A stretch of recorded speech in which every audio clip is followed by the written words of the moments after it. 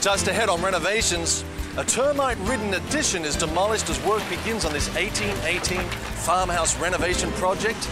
New steel beams provide additional support for an old foundation, plus we'll be on hand when this farmhouse gets jacked up for a move across the street. All that and more next on Renovations.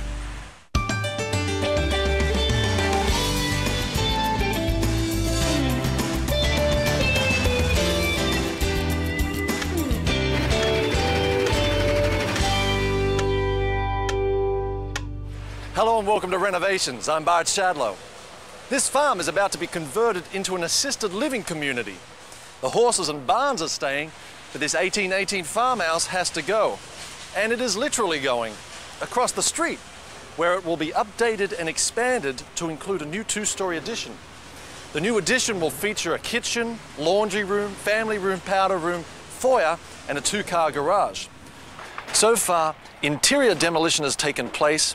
Now, demolition work continues on a termite-damaged kitchen addition.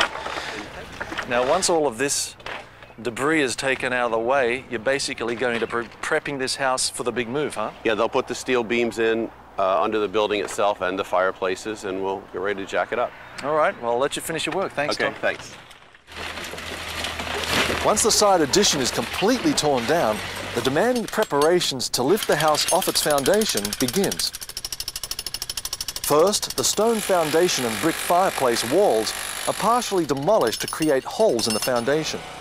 Then, using close to 300 pieces of oak wood cribbing, 4-foot wooden squares are built up to hold up the dwelling once it is separated from the foundation. With the cribbing in place, massive I-beams are rolled in under the foundation.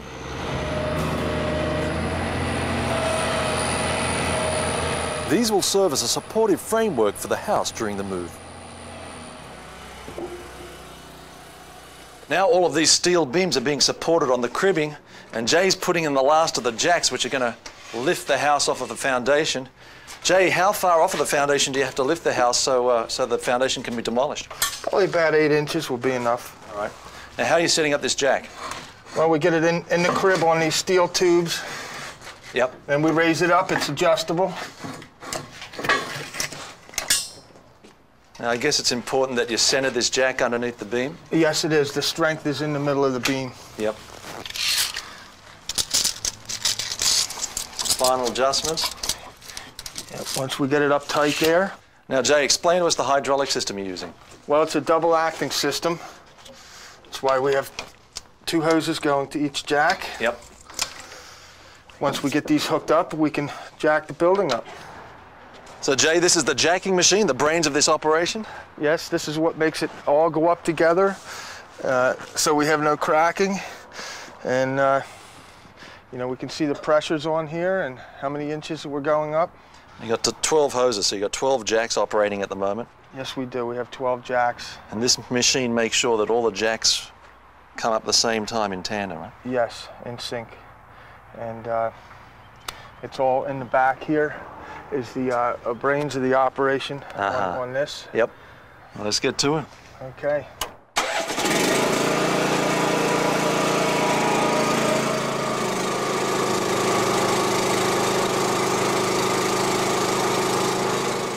After several days of work, the house is lifted almost imperceptibly 8 inches off the foundation. Coming up on Renovations, this 1818 farmhouse moves across the street to a new address.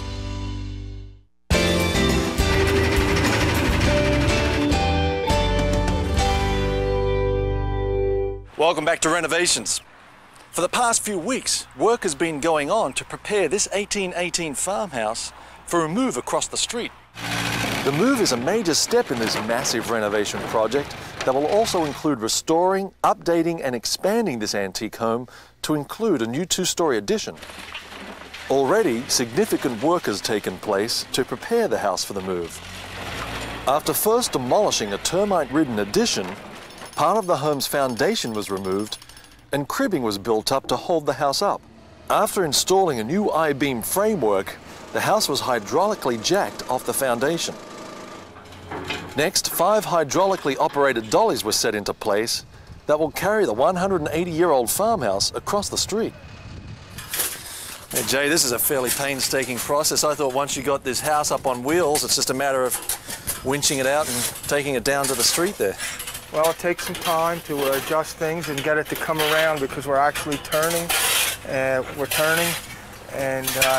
You know, to get it pointed at the street.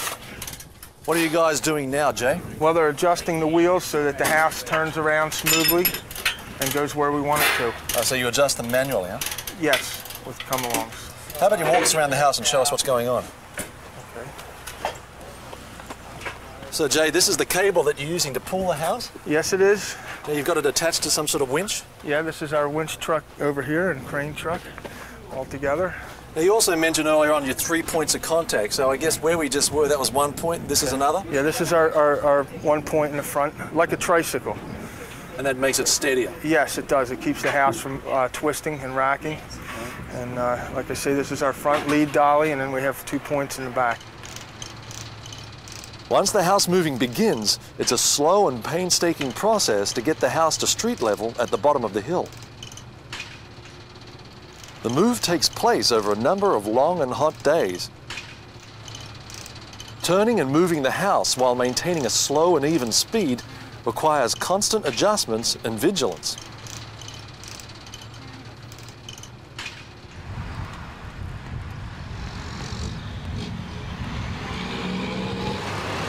Finally, the house arrives curbside. Several days later, crews arrive to lower the phone, electric and cable wires to the ground. Police are on site to detour the traffic and monitor the gathering crowd. Well, Tom, the front wheels are on the road right now. Yep, we're rolling good now. How are you feeling? Oh, a little nervous. You've gone to a lot of trouble and considerable expense to move this house, and I know you've had your detractors who've said, why not just demolish it instead of going to all this trouble? Are you still standing by your initial decision? Yeah, this house was built 180 years ago. There's a lot of good craftsmanship in it, and just the fact that it stood that long is a good reason to keep it. And once it's in its new location, you're going to forget about all this trouble anyway. Oh yeah, that'll all be behind us. That'll be the fun part, working on restoring everything. Moving at a snail's pace, the house is pulled across the street where it arrives safely and intact. Well, Tom, the house has made it safely across the road. The road's open again to traffic. And now they're lifting these cables back up into place. Went fairly smoothly, don't you think? Yep, I think we did well. Those are the electric cables. They're going to tie them in. And then the next step will be to bring the phone cable back up. Now, what are our movers doing over here at the moment? Well, they're putting dunnage down at the edge of the curb and some plank ramps so that they can hop the curb right there. Now, they're hitting this curb at an angle. I would have thought they'd prefer to hit it square on. Well, they're running out of room on the lot. Yeah. And this is the only way they can get on, so they can get in the right position to slide it onto the foundation. And then once it's on the lot, it'll be placed in over the new foundation there. Yep, they'll then roll it onto the site and put it on rails and slide it over on top of the foundation. Everything looking all right, Terry? Yeah, looks like you're good here. Well, it's been a few days now since this house was moved to its new site, and during that time, it's been sitting on top of this wooden cribbing while the new foundation was excavated. Right now, work is underway to get the house off of that cribbing and onto its new foundation. It will be supported on these giant steel beams. Hey, Tom, what's happening right now? Well, they're trying to set this beam in place, and they're trying to make it parallel to the other one. The object is to keep everything straight as the house rolls along. They're going to roll the house along? How are they going to do that? Well, they have something called a skate. It's a series of rollers, and it sits under the main beam that supported it when we had it on wheels. And goes blue beam here, right? Yes. Yep. And then it sits on this new big beam that they put in, which is on cribbing, and they roll it right over onto the hole. Amazing.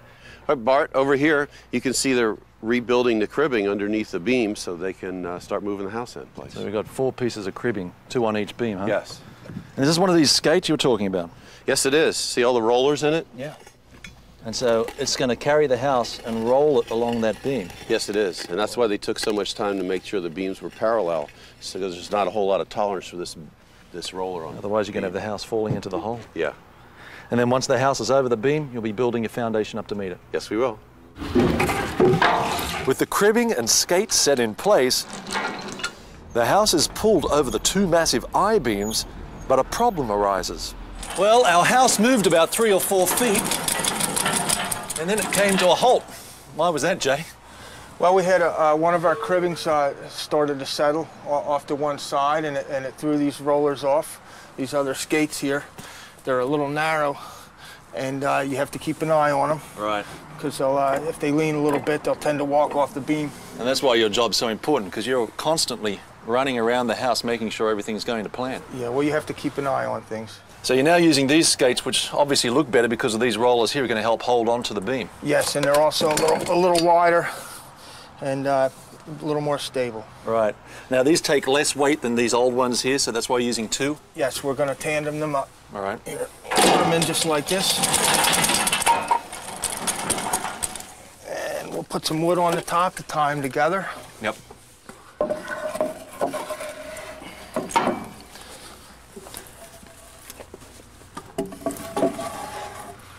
We'll get them lined up just perfect under there, and we'll set the house on them, then we're ready to roll. All right, let's go.